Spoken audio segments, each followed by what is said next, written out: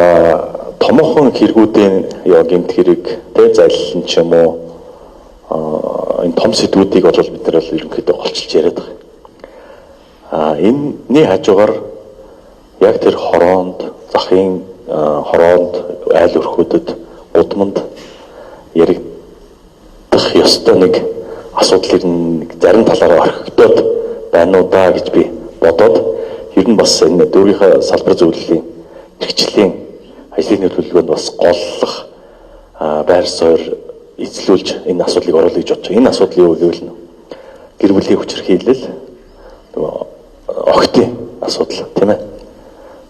Хойд эцгийн асуудал гэдэг бид нар нэг баас яг нэг барьж аваад ярьцдгөө тэгсэн мөртлөө хүн бүрт имзэг сонсогддог нэг асуудал байгаа.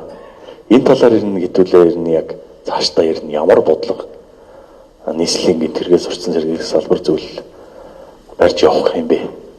Энэ дэр нь хэдүүлээ ирнэ яаж хамтарч энэ асуудлыг бас зөвөр гаргаж тавьж одоо багасгах чиглэлээр энэ эрхийг яаж хамгаалах чиглэлээр бид нар хэдүүлээ ирнэ яаж ажиллавал зөв юм бэ гэдгийг бас нэг ярих цаг нь ирнэ болсон гэдгийг бүгд мэдж байгаа. Гэхдээ харин хизээ яаж ярих вэ тал дээр бас нэг хэдүүлээ бас солилцуул яасан юм бэ гэсэн саналыг төшүүлж байна. Яг хорооны засаг дарга, хорооны нийгмийн ажилтан, сургуулийн нийгмийн ажилтнууд бүр тэр хөөрхийн өөрийнхөө ар гэрийг мартчихал энэ манай эсийн ахлагч нар тийм муу нэртэй тэгсэн мөртлөө яг л ийм гүнд нь орж ажилладаг энэ улсууд ч л яг иймэрхүү асуудлуудыг баг хорон дээр ингэ ажиллахад баг тэр асуудлуудыг гүйцэд танилцуулж чадахгүй байхгүй бүр санаа зовдөг бас эсэргээрээ бас нэг хүний эрхийн асуудал бас байдаг баг хамаанамаагүй ярьж хэрэг энэ зэрэг асуудлыг уг нь бас хэдүүлээ анхааруул цаг нь болсон л гэж ингэж бодож байгаа. Их хурлын эмэгтэй гишүүд чи бас энэ асуудлыг ярихгүй шаш шатны одоо хариуцсан газрууд нь ч ярьдаггүй бүр сонсохоор бол аимшигтай юмнууд байгаад байгаа. Тэгсэн мөртлөө ерөөсөө нийгэмд нэг асуудал болгож байгаа юм бол ерөөсөө тодорхой байхгүй байгаад жоохон харамсалтай л байна. За баярлалаа. За санал хэллээ. За ингээ асуулт санал дууссан. Яг л одоо Батөргөл дарга таны хэлж байгаачлан бид нар аль гэмт хэрэг зөрчлийг нь ер нь нийгэмд ил гарах цаг нь болсон юм бэ гэдгийг л ярих гэж энэ богино дунд урт хугацааны бодлого төлөвлөлт хийж байгаа. Тэгэхээр бага насны хүүхэд, насан турш хүүхдийн бэлгийн хүчирхийлэл бол нийгэмд их тэгсэвэгдээд байдгүй. Хүүхдийн нүүр царай ирээдүйд бас үүссэн байгаа тэр сэтгэл зүйн асар том эмгэг тэр бүхнээс нь болоод ингэ нээлттэй болдгоо. Одоо дагвар охины хүчиндэг гэсэн бол төрсөн эцэг нь охины хүчиндэг тохиолдол илүү гарч байгаа гэж би зөв судалгаа уншсан. Би зөв тайлж уншсан бол бид энийг нийгэм зохилт өгж энэ төрлийн өдрийн эсрэг ажиллахаас өөр арга байхгүй. Гэхдээ мэргэжлийн байгууллагатай хамтарч явахгүй бол яагаад ч хамтарсан байгууллагын үйл ажиллагааг яаж эрчимжүүлэх юм? Тэр чинь санхүү мөнгө байхгүй, цалин үйлс байхгүй, унаад хэрэг байхгүй. Тэн бэлгийн хүчирхийлэлд өртгөж байгаа айл дээр очиод хоёр гараараа л очиод шүүл үлээг л очиж байгаа. Тэр хамгаалах цагдаа хүчний байгууллага гэдээ бид нэр хүн хүч хүрэлцээ гэж зөндөө асуудлууд байгаа. Эсийн ахлагч нар өндөр хэдэн төгрөгийн цалин авдаг. Амьдралд нь хүрэлцдэг юм. Тэрнээс илүү олон ажил хийдэг. Нийгмийн ажилтнуудад хамтарсан багийн бүрэлдэхүүнд ажиллаж байгаа. Нэгжнийхээ мөнгөийг ч айдаг явж байгаа хүмүүс шүү дээ бид чинь. Тэр бид нар ингээд тал талаас нь болохгүй байгаа зүйлээ шууд нээлттэй нийгэмд ярьдаг чадвартай байх хэрэгтэй юм шиг. Тэгжээж энэ бүх асуудлуудыг шийдэх байх гэж харж байгаа. За би энэ богино дунд урт хугацааны бодлого хэрэгжүүлж байгаа байгууллагууд хэд хэдэн зүйлүүдийг онцолж хэлье. Нэгдүгээрт Улаанбаатар хот гэмтрэг зөрчлөөс урьдчилан сэргийлэх гэдэг байгаа юм бол биднэрт төлөвлөлт хэрэгтэй. Гэхдээ энэ төлөвлөлт нь зүгээр нэг юм олон хуудсанд чухал биш. Бодит ажил хэрэг болох үс байгаадаа л бидний чухал зүйл орших хэрэгтэй. Нэг хуудсан дээр багтаагаад та нар Улаанбаатар хот болон 9 дүүрэг ямар арчил арга хэмжээ зохион байгуулах вэ гэдгийг л тавиад гаргачих. 26 онд бид юу хийж батлах ёстой юм бэ гэдгийг биднэрт хэлээд өгч.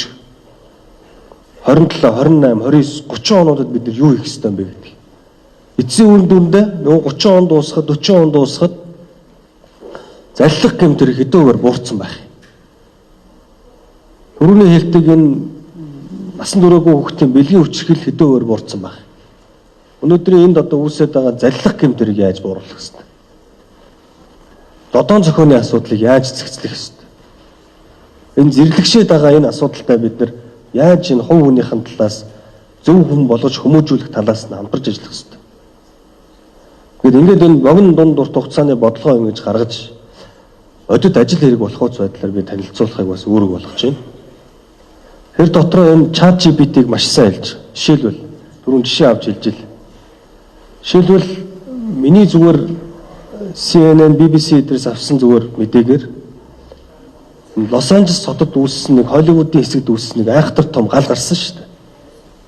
Тэгээ тэрний эзэн холбогдогчийг энэ ChatGPT-гээр илрүүлсэн гэж бичсэн бэл. Тэр хүн анхнаасаа ингэж бичсэн байна шүү.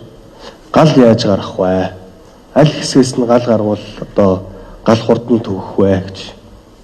Би энэ төрлийн гэмтэргийг хийвэл ямар хуулийн хариуцлага хүлээх вэ гэж ChatGPT-гээс асуужсэн байна шүү. Тэрийг нь одоо илрүүлж тэр хүнийг одоогийн байдлаар би сэжигтэн болгож шалгаж байгаа гэдэг ингэж ойлгосон. Тэр бид цахимаар бүх зүйлүүдийг хийж энэ урьдчилан сэргийлэх ажлыг нэг платформд хийж явна гэдэг бол маш зөв санаа. 102 гэдэг аппликейшн бол зөвхөн зам тээврийн замын хөдөлгөөний дүрм зөрчсөн этгээдийг илрүүлээд зөрчил илрүүлдэг биш. Тэр зөрчлийг шүгэл үлээсэн иргэнийг урамшуулдаг биш.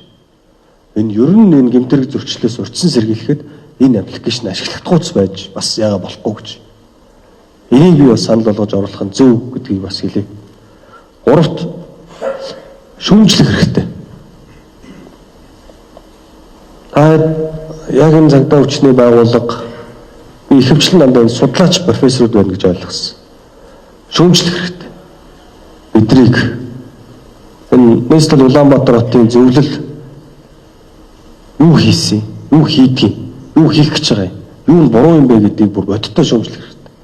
Өнөөдөр 9 дүүргийн бүх үйл ажиллагаануудыг сонслоо ш. Бид нар мэрэгжлийн хүмүүс биш байхгүй. Бид нар зөвхөн иргэдтэй тулж байгаа асуудлуудыг л шийдвэрлэж чаддаг гүүр болж ажиллаж байгаа хүмүүс. Иргэдэд юу асуудал үүсэж байгаа, юу тулгамдаад байгаа юм. Тэрийг бид нар төрд яаж хэрхэн шийдэх үү гэдэг бодлого боловсруулдаг. Ингээд хамгийн газартаа хийсэн зүйлүүдийг бид нар иргэдэд буцаж тайлбарладаг. Нэг ёсондоо иргэн төрийн гүүр болж байгаа л байгууллага. Мэргэжлийн мөрдөн байцаагч биш, мэргэжлийн прокурор биш.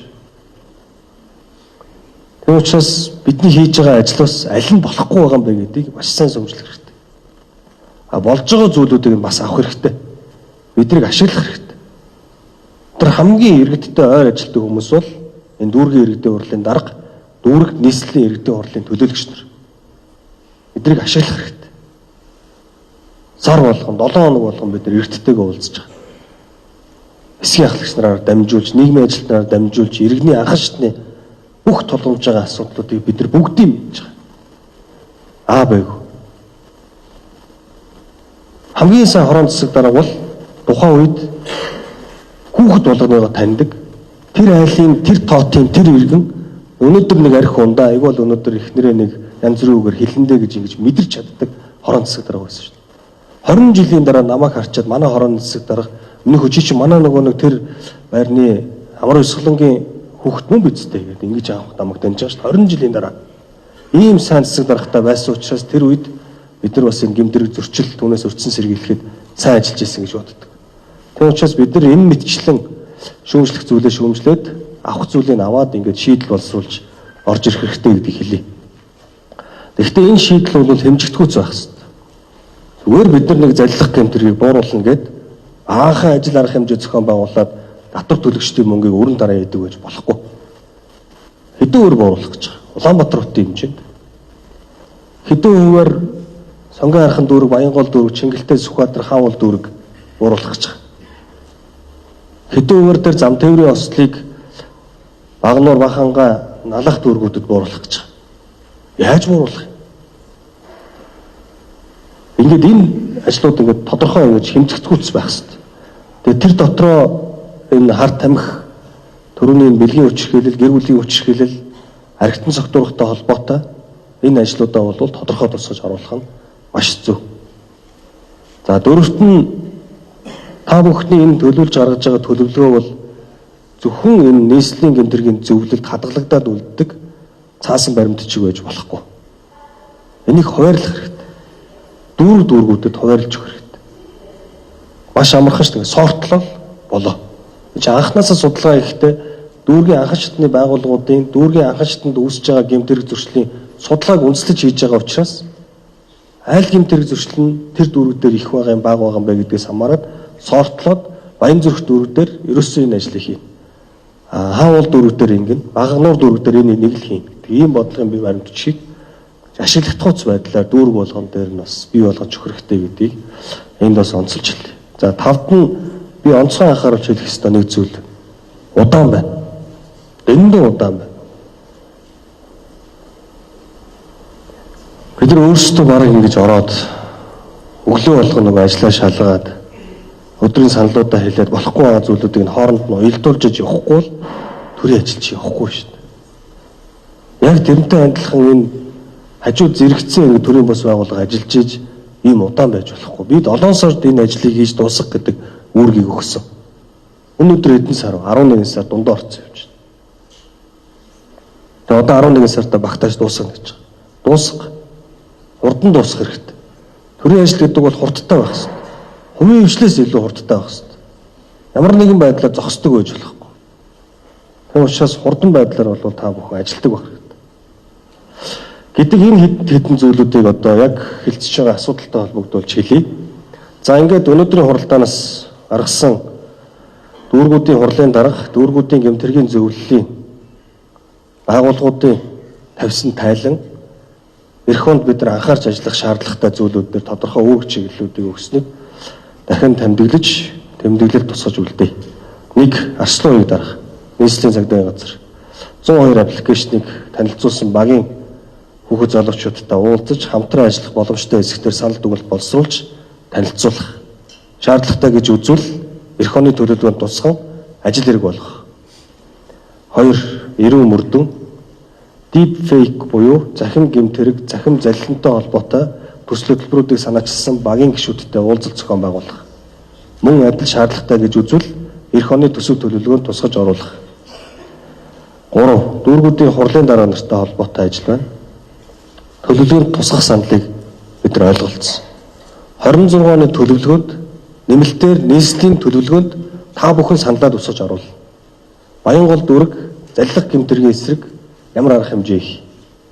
Тэндээс нь бид нар эренблээд 1 2 3 гээд ингээд төсвийнхөө хэмжээгээр боломжоор бид нар төлөвлөгөөнд тусгаж оруулна. Энэ төлөвлөгөөг 12 сарын 15-ны өдөр гэхэд бэлэн болгож эмнэргийн зөвлөлд зөвлөлийн одоо төлөвлөгөөний хурал тайлан бэлдэж танилцуулна. Алтар дарга. 4. Нийтийн хэв журам. Энэ хаалга онгойлгох чип. Би хаалга онгойлгох чипэндээ дахиад судалгаа зөвлөлийн гишүүн байгууллагуудаас судалгаа хэрэгтэй мүү хэрэггүй. Үнэхээр хэрэгтэй гэж бодож байгаа бол энэ ажлыг зохион байгуулад явна.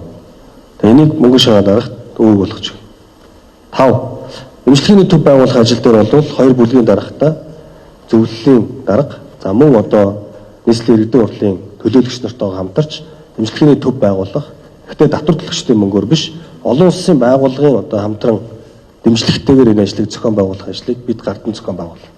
Батцогт дарга, их баяр төлөөлөгч, за мөн одоо миний бие. 6. Заллах, хулгайлах, за халдшгүй байдлын эсрэг гэмтэрэг, зодон зохион гэсэн үг, эрүүл мэндийн эсрэг гэмтэрэг. Ялангуяа энэ төвийн 6 дүрэг. Энэ 3 зүйл дээр онцгой анхаарч эрхчлөлийн төлөвлөгөөнд тусгаж оруулна. Ингээд хэмжигдэхүүц. Яг дүүрэг орон нутгата хит хэдүүгээр бууруулъя гэж явж байгаа. Энэ ажлуудаа эх хоны төлөвлөгөөнд тусгаж оруулна.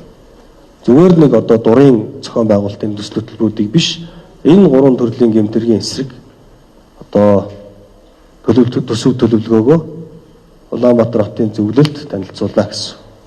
7. Баянзүрх дүүрэг мэд сайхан дарга. Тэр зам тээврийн ослын эсрэг хүүхдийг сургалтыг одоо бодитоор зохион байгуулах. Японы школоор машиныг өөрийг нь оруулаад хүн мөргүүлээд хаагур нь яаж явж хүн машинд мөргүүлвэл ямар одоо хүнд хэцүү байдгийг яаж гэмтдгийг тэр үед нь ямар анхаарчны тусламж үйлчлэгийг үзүүлдэг ингээд бүх талаас нь зохион байгуулалтыг хийж боддоор үзүүлэх хэрэгтэй. Нэгэнт тэнд нь ингээд бүх одоо зүйлүүдийг хийгээд дууссан, бэлэн болцсон, дэд үтцсэн. Одоо зөвхөн менежмент хийх тото. Тэгээ энэ менежментийн үйл ажиллагааныхаа зардлыг нь нийслэлийн гэмтрэгээс зохицуулах, зөвлөлөөс зохион байгуулна, харин гардад зохион байгуулах нь Баян Зүрх дүүрэг. 8. Налах болон Багнуур дүүргүүд. За Замтангэрийн осол. За тэр дотор 18-аас 24 насны залуучуудын гэмтрэг зөрчилд өртөж байгаа талаар налах дүүрэг илүү онцолж ярьсан. Тэр учраас энэ төрлийнхөө гэмтргийн эсрэг ажил арга хэмжээ зохион байгуулах байгаа бол мөн одоо зөвлөлд 12 сарын 15-ны дотор танилцуулна. Үүнтэй холбогдуулаад Замтангэрийн ослыг бууруулах чиглэлээр хар цэгүүдийг бэлэн болгоно, дундаж хурдны камернуудыг суулгана. Энийг замын цагдаагийн газар болон замын хөдөлгөөний удирдлагын төв, хувь заяа болон гал бодрох хурандаа дүүрэг болгосон. 9. Хэвлэл мэдээллийн байгууллага нэмэлтээр ажил. Өшөө илүү ажиллах хэрэгтэй. Ялангуяа энэ захиур зариг зөв юм ч гэдэм ингээд сайтууд өөрсдөө энэ гэмтрэг зөрчлийг шүүлүүлээгээд тэрнийхээ эсрэг нийгмийг одоо урьдчилан сэргийлэх ажилд хамтран оролцох саналууд энэ сайтуудаас бүгднгээс нэрдэг. Тэгэхээр энийг нэгдсэн зохион байгуулалтанд оруулах хэрэгтэй. Энэ ажлыг одоо эрчимжүүлэх, за мөн түгээлтийн одоо суугуудыг өшөө илүү дэлгэрэнгүй болгох. За энэ бүх ажлуудыг инх цул дарахт одоо үүрэг болгож өгч байна.